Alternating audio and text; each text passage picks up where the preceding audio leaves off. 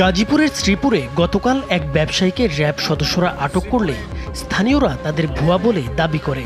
পরে ওই ব্যবসায়ীর পরিবার ও শতাধিক লোক মিলে র্যাব সদস্যদের অবরুদ্ধ করে ব্যবসায়ীকে ছিনিয়ে নেয়। খবর পেয়ে অতিরিক্ত পুলিশ ও সেনা সদস্য গিয়ে অবরুদ্ধ র্যাব সদস্যদের উদ্ধার করে নিয়ে যান।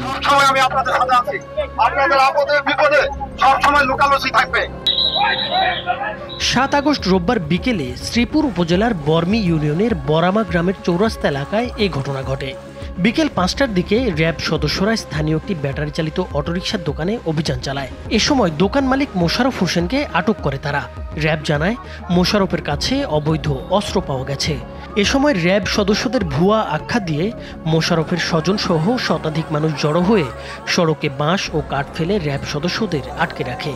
অস্ত্র দিয়ে মোশাররফকে ফাঁসানো হয়েছে অভিযোগ করে র্যাবের কাছ থেকে তাকে ছিনিয়ে নেওয়া হয়। র্যাবের অফিসার এখানে আমাকে বলে সরেন, তার ঘরে অস্ত্র পাওয়া গেছে। আমি জিজ্ঞাসা করলাম অস্ত্র পাওয়া গেছে, জনগণের কাছে অস্ত্র ওপেন করেন। র্যাবের অফিসার আমাকে ধমক দিয়ে বলে সরেন, নয়তো আপনাকে ধরে নিয়ে যাব। এলাকার জনগণ সবাই যখন মোশাররফকে কেন নিতেছেন জিজ্ঞাসা করলে সকল জনগণের উপরে র্যাবের লোকজন লাঠিচার্জ করে।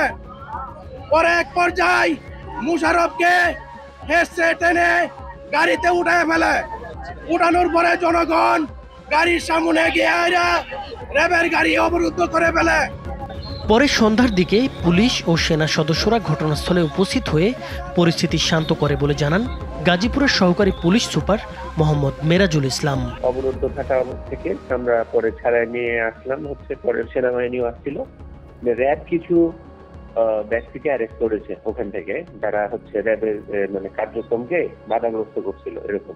এরপরে আমাদেরকে আজকে সকালবেলার দিকে র্যাব একটা মামলা করছে। মোশাররফকে এখনো অ্যারেস্ট করা যায়নি বলে এখন পর্যন্ত নিয়ে। এই ঘটনায় জড়িত থাকার অভিযোগে কয়েকজনকে গ্রেপ্তার করেছে র্যাব।